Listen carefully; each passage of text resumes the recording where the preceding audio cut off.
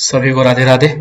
उम्मीद करता हूँ सब लोग बहुत अच्छे होंगे और मन लगा के पढ़ाई कर रहे होंगे। और आज कई दिनों बाद मैं आप लोग के सामने आ रहा हूँ। हालांकि सामने तो आज आ नहीं पाया, आज ऐसे ही बना रहे हैं वीडियो। ठीक है, लैपटॉप से ही। ठीक है, बहुत जल्दी आपके सामने होगा, बहुत अच्छे तरीके से आएंगे, बहुत अच्छी अच्छी चीजें लेके आएंगे। खैर, जब आएंगे तो उस समय आपको बताएंगे ही। अभी देखिए, ये न्यूज तो आप लोग पता चल ही गई होगी कि LIC की AAO की ऑफिसर्स की रिक्रूटमेंट आई है। और ये एक तरीके बताओ, ये एक बेहतरीन पोस्ट होती है, लाजवाब पोस्ट होती है।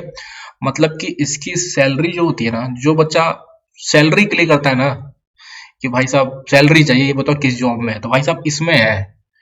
ठीक है, सैलरी लाजवाब होती है इस पोस्ट पे, बहुत बेहतरीन पोस्ट होती है। इसके बारे में हम लोग बातचीत करेंगे। ठीक है, अब देखो कितनी वैकेंसी आई सर, 300 वैकेंसी आई है। मैं यहाँ पे पेन का कलर चेंज कर ले रहा हूँ। ठीक है, 300 वैकेंसी आई है। वैकेंसी का डिटेल सामने देख पा रहे होगे आप लोग कि SC में टोटल 50 है, ST में 27 है, OBC में 84 है, AWS में 27 है, UR में 112 है और टोटल 300 वैकेंसीज है। ठीक है, ये चीज सामने है आपके। अब आते हैं सर, 15 तारीख से आज से एग्जाम फॉर्म भरना स्टार्ट हो चुका है। 31 तक, मतलब सिर्फ 15 दिन का आपको मिला है समय, 15 से 16 दिन का आपको समय मिला है फॉर्म भरने का। ठीक है, अब क्या है, प्री का एग्जाम भी देख लो, इन्होंने साफ साफ दे दिया भाई साहब 17 फरवरी को है, मतलब आज से ठीक 1 महीने बाद। और मेंस उसके ठीक 1 महीने बाद, मतलब कुल मिला जुला के आपके पास 2 मंथ्स है, 2 महीना, और नौकरी आपके हाथ में है। समझ रहे हो कि आज 15 जैन है और 18 मार्च है और जॉब आपके हाथ में है भाई साहब। सिंपल बात। आगे आते हैं, अब बेसिक पे देखो यार, जो मेन चीज है, SSC CGL की बेसिक पे इतनी नहीं है। 4600 पे ग्रेड की जो जॉब है 4800 की, उसकी बेसिक पे इतनी नहीं है। समझ पा रहे हो, इन हैंड 92,870 रुपए नहीं देता। SSC CGL 4600 पे ग्रेड नहीं है भाई साहब इतनी।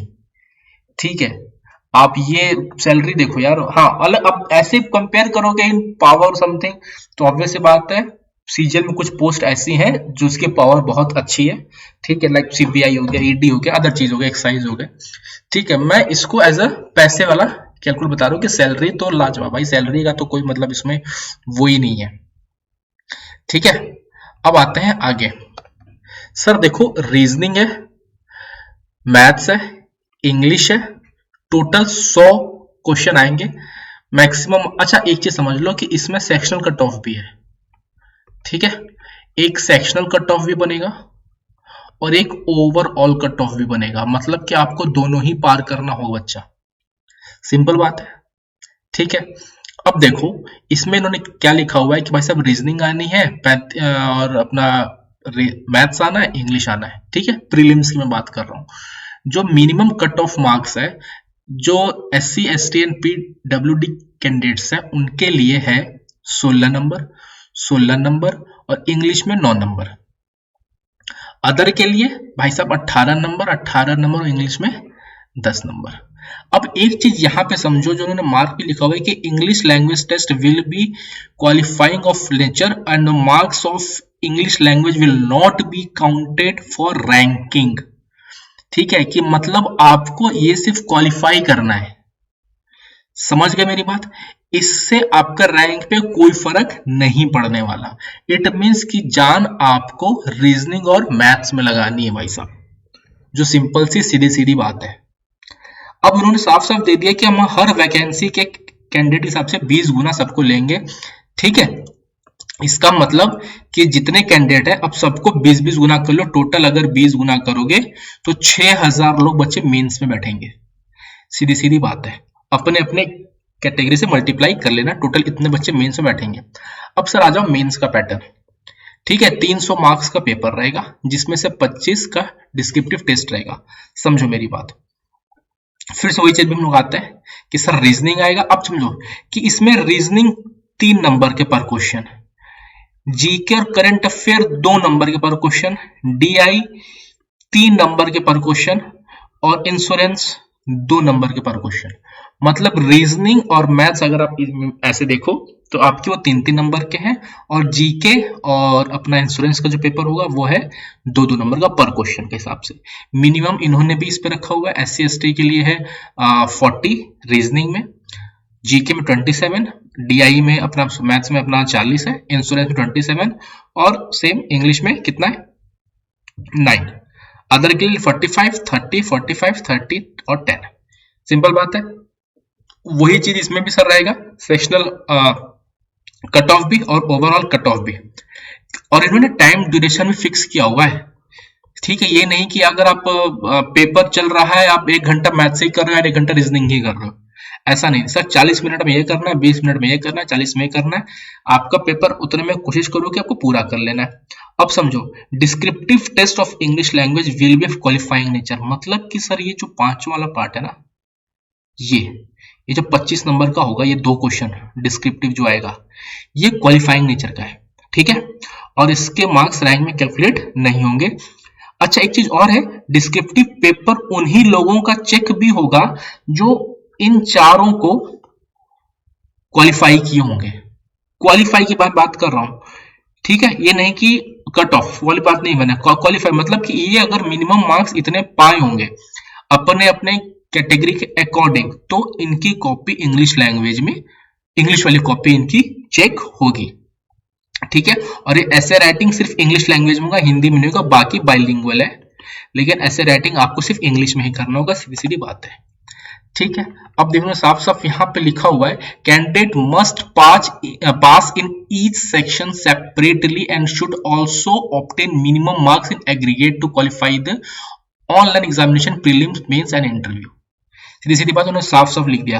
और the minimum marks to be obtain in each section and cut off marks for each section in aggregate shall be decided by LIC। मतलब सीधी सीधी बात है सर कि आपका ओवरऑल भी बनेगा और सेक्शनल भी बनेगा। डिस्क्रिप्टिव वाला जो इंग्लिश वाला पेपर है वो क्वालिफाइंग होगा, वो रैंक में से डिसाइड नहीं होगा। इट मीन्स इसमें आपको 4 पेपर में बहुत मेहनत करनी है। और इसमें इतना कर लो कि हाँ यार 25 नंबर का पेपर है, 9 तो कम से कम आ ही जाए और 10 इसमें आ जाए, और 25 में 10 तो यार ये तो अचीवेबल है, इसमें तो बहुत ज्यादा समय नहीं लगेगा। अब आते हैं सर प्रीलिम्स मार्क्स पे। ये 2019 की कट ऑफ है। सही बात है कि सर इन्होंने जो मिनिमम रखे थे कट ऑफ कैटेगरी के अकॉर्डिंग, ये वो है। ठीक है, ओवरऑल गया था सर जनरल का 58, SC का 50, ST का 44, OBC का 54 और EW से 53। ठीक बात।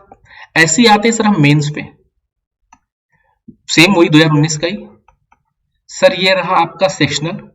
ठीक है, कि ये तो आपको मिनिमम तो इतना करना ही करना। आप देखो ना, ऐसे इन्होंने यहाँ पे मिनिमम लिखा हुआ है ना, रीजनिंग पे क्या क्या लिखा मिनिमम कि 45 पाना ही पाना है। तो ये वही चीज है कि सर मिनिमम तो इतना है ही है। ओवरऑल जो गई कट ऑफ हो गई, जनरल की 203, SC की 153, ST की 156। इसके बाद एक और कट ऑफ है, OBC की 164 और EWS की 166। सर अब आते हैं इंटरव्यू पे। ठीक है, कि marks obtain in the main examination will be considered. भाई साहब अगर आप मेन एग्जाम पास करोगे तो फिर आपको इंटरव्यू के लिए बुलाया जाएगा, सीधी सीधी बात है। इन्होंने भी मैक्सिमम मार्क्स फॉर इंटरव्यू आज 60 इन्होंने साफ साफ लिखा हुआ है। ठीक है, qualifying marks for EWS unreserved, और आपको OBC के लिए 30 नंबर तो चाहिए ही चाहिए रहेगा। 60 नंबर का पेपर है, आपको 50% तो चाहिए ही चाहिए। और क्वालिफाइंग मार्क्स अदर कैंडिडेट्स के लिए, SC ST के लिए है आपका 27। सीधी सीधी बात है सर। ये जो फाइनल कट ऑफ बना ना, मतलब कि मेंस प्लस इंटरव्यू, प्री का तो मार्क्स नहीं जुड़ेगा। इन्होंने साफ साफ लिखा हुआ है कि marks obtain in the main examination will be considered for short listing interview, and marks obtain pre plus marks obtain in interview will be considered for the merit list. ठीक है, तो सर ये तो था मिनिमम। और जो final cut off गई थी मेंस प्लस इंटरव्यू की, जनरल की 258, SC की 219, ठीक है, ST की 190, OBC की 246, EWS की 248, LD कैंडिडेट्स अपना 203 और VI कैंडिडेट्स 233। समझे मेरी बात? तो ये चीज था कि सर आपकी ये फाइनल कट ऑफ इतनी गई थी। एक चीज बता दूं कि एग्जाम ऑन टाइम है, डेट डिसाइडेड है सर, 2 महीना है, बहुत बैच वैच के चक्कर में परेशान मत होना, ठीक है, कि इसका बैच ले या उसका बैच ले, कुछ चीजों पे मेहनत कर लो, मैक्सिमम मॉक्स लगा लो, तुमको जहां से भी अच्छा लगे मैक्सिमम मॉक्स लगाओ, जो चीज आपको अलग वाली चीजें इंश्योरेंस और मार्केट का, अगर कोई पक्का बुक या कोई फैकल्टी आपको अच्छी मिल रही है तो आप उनसे कर लो, ठीक है। जितना सेल्फ करो सर, 2 महीने में कोई आपको महारत नहीं देगा, ये समझ लो, 2 महीने में कुछ नहीं, कोई नहीं कर सकता। ये 2 महीना ना, ये आपको ही करना होगा। अगर मैं कहता ना कि आपके पास एग्जाम में 4 या 5-6 महीने है, तो मैं कहता कि हाँ यार बैच ले लो, मेरे पास समय भी है, तुम अच्छे से एक एक चीज पढ़ लोगे, लेकिन 2 महीने में कोई तुमको माथा से नहीं करा पाएगा, ठीक है। हाँ एक चीज है, बस टीचर इसमें कमा जरूर लेगा तुमसे, क्योंकि तुम इस समय हेजिटेट हो जाओगे, बस। ये बहुत हार्ड लैंग्वेज में हार्श लैंग्वेज यूज कर रहा हूँ, पता नहीं करना चाहिए कि नहीं। बैच मैं भी लाता हूँ, लेकिन जो असलियत है वो मैं बता रहा हूँ, ठीक है।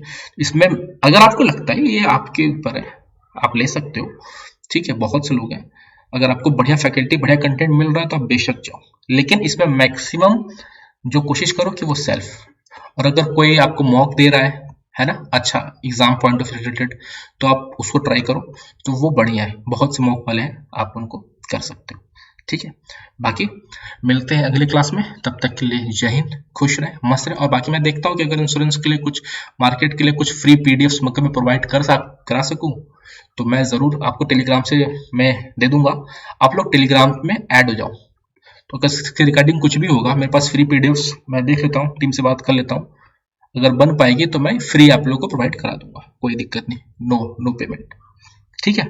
खुश रहो, चलो मस्त रहो, बाकी मिलते हैं अगली क्लास में, तब तक के लिए खुश रहिए, मस्त रहिए, पढ़ते रहिए, राधे राधे, जय हिंद। और यार थोड़ा सा चैनल को सब्सक्राइब कर लो यार, जो नए लोग हो, ठीक है। चलो मिलते हैं अगली क्लास में।